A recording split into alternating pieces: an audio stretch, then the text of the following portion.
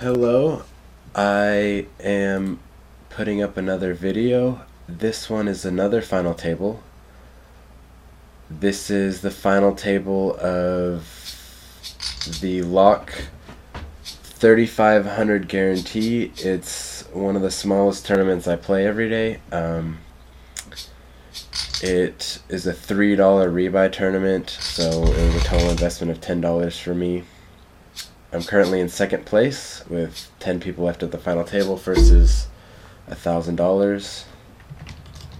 I will explain a little bit more as we go on. I'm basically just going to be explaining my thoughts as we play along. Here's eights. Basically, I'm kind of wanting to go against these guys. I don't really want to get involved in a huge pot against this guy. But we'll see. Okay. I'm okay with that. I wouldn't mind one of these guys going all in against me, but I don't want to get involved in a big pot against him, even though I have more chips. Another pair, so I'll be raising again. If I was on the big blind, I'd probably call this. I don't like calling here because it leaves me vulnerable to big hands behind me. Otherwise, it's still kind of close. I don't want to just call. Leaves me really vulnerable to these two guys. Don't really like raising either. My edge just probably isn't that big. I probably have one. I'm going to let it go because it protects me a little bit. I'm not 100% sure that's the right play to make right there. It's an okay spot, it's just not a great one. And I really like my position. I'm actually the chip leader now. I really don't need to make that kind of play. I'm kind of being a little cautious right now. There's these three stacks behind me that are really good stacks to re-raise me. You know, if I make a small raise and they go all in, it's kind of I kind of need to call most of the time, but most of the time I'm going to be way behind. So those three stacks really just aren't good for me raising. Even this one and these two aren't great, but I definitely can put some pressure on them by raising. So I have to be a little wary. I can't try to bully the table too much right now. But yeah, so this is a $3 rebuy tournament. Total investment for me is $10. 509 players in it, so there's a lot of players. I've gotten through a really big field to get here. How I basically got to this final table was I got up to top 5 with about 60 people left. I kind of stayed there. This is a hand I can probably raise with, and see, the problem is I have to decide if I'm going to call these stacks before I raise. If any of these kind of stacks decide to go all in, I have to kind of decide if I'm going to call them or not beforehand, and if it's worth it for me to try to raise. So I'm going to make 35. I have to put in 100. None of those guys have been all that aggressive. So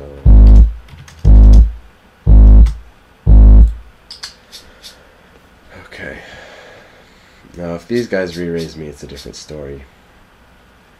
Okay. I just wanted to think it out a little bit before I made my move. No need to be too hasty. I'm only playing one tournament right now. I've lost all my other ones. It hasn't been that great of a day for me, so it'd be nice to get a good cash in this.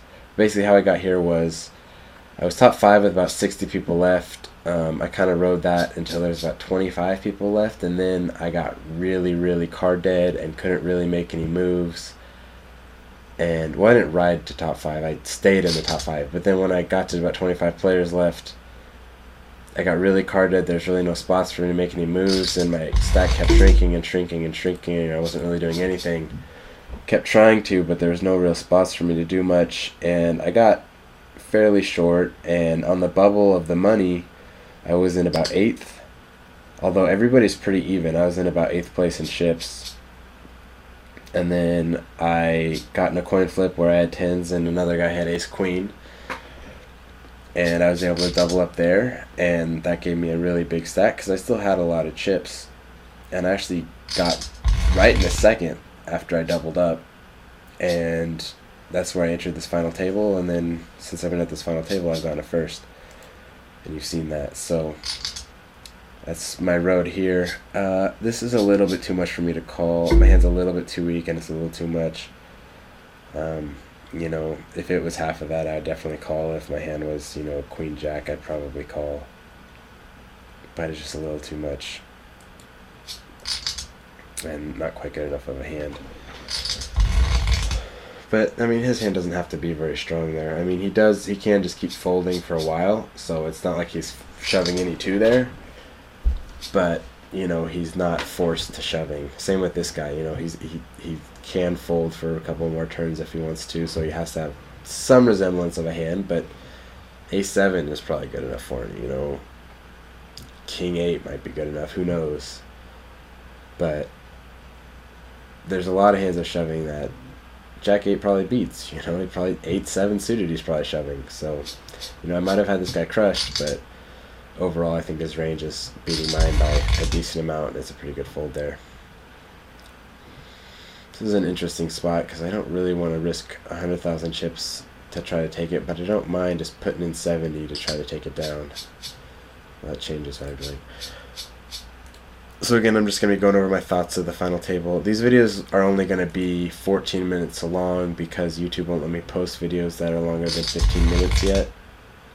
So I'm going to cut it off every 14 minutes, and then I'll post another video that will be another part of this final table. So it'll be kind of a sequence of videos.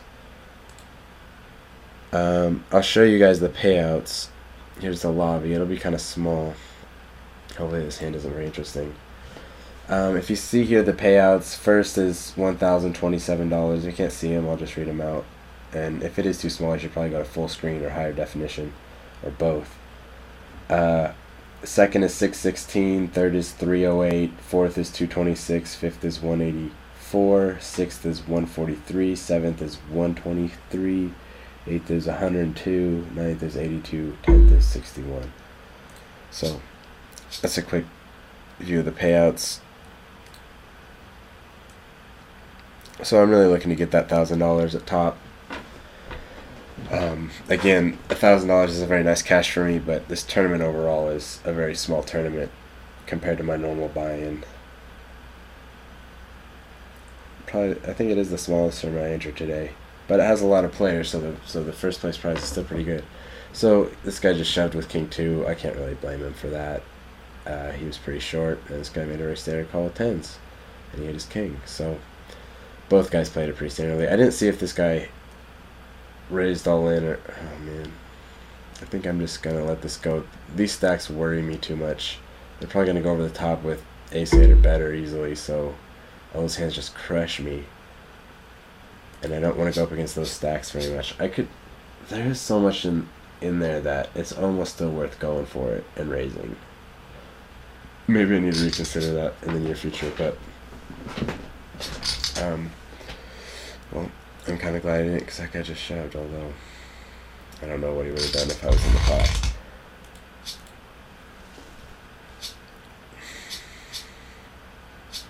I was talking about something with these two guys, but I don't remember what it was.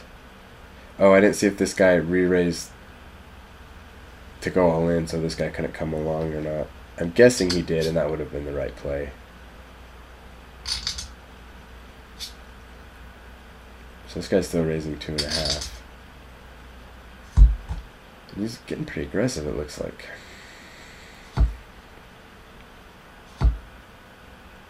Another double up. Which I don't really mind. Normally, you kind of root for the small stacks to get eliminated, so you get a jump in the prize money. I really don't care getting $61 or $82. You know, that doesn't really mean much to me. I'm really looking to get first. I mean, normally I'm really trying to get top 1 through 3 almost, because those are really big cashes for me. But I mean, on lock, they do it where the top payout is quite a bit more significant than second. This guy's going all in again, and looks like he's going to lose again. Jeez.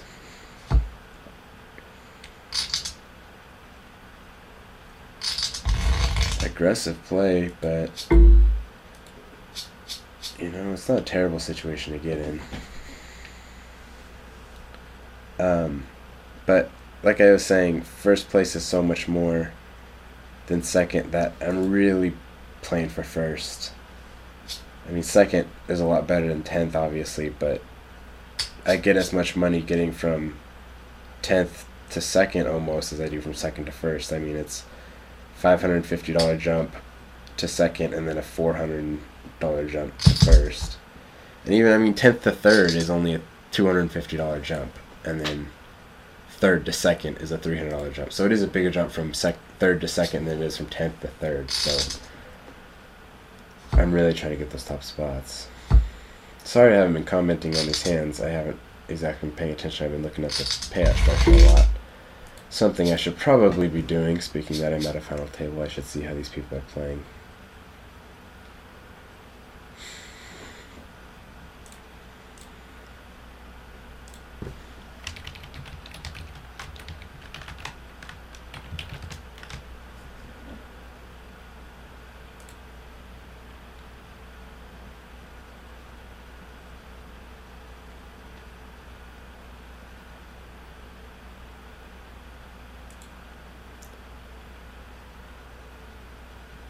Although something else I'm also going to be doing is getting onto SharkScope and plugging in some of the players. Oh man, I don't think I can quite call this. My hand is so weak.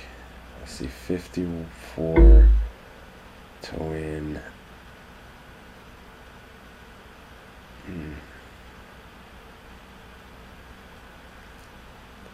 2 to 1.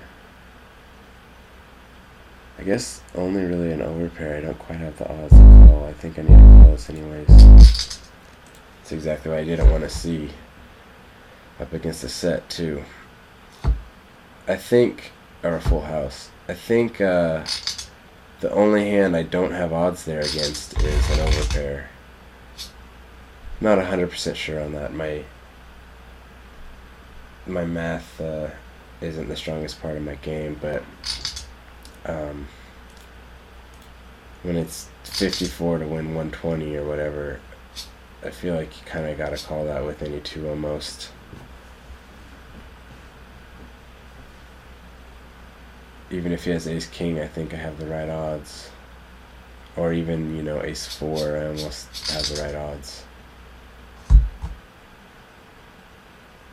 Just didn't want to see a pair.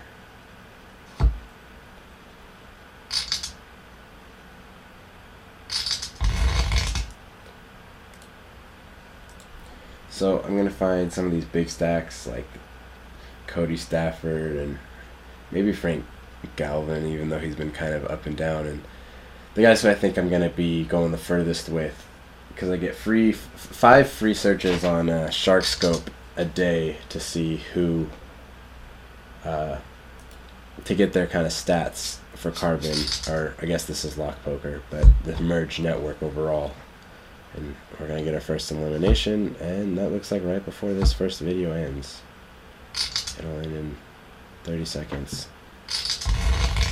So, yeah, I'm going to be looking up SharkScope a little bit. I get 5 free searches a day, and I usually use those whatever tournament I end up getting the furthest in, just so I can slowly start booking different players and how good they are and get their stats. But anyways, it looks like the first part's about to end, so see me in part 2, and we'll continue this final table.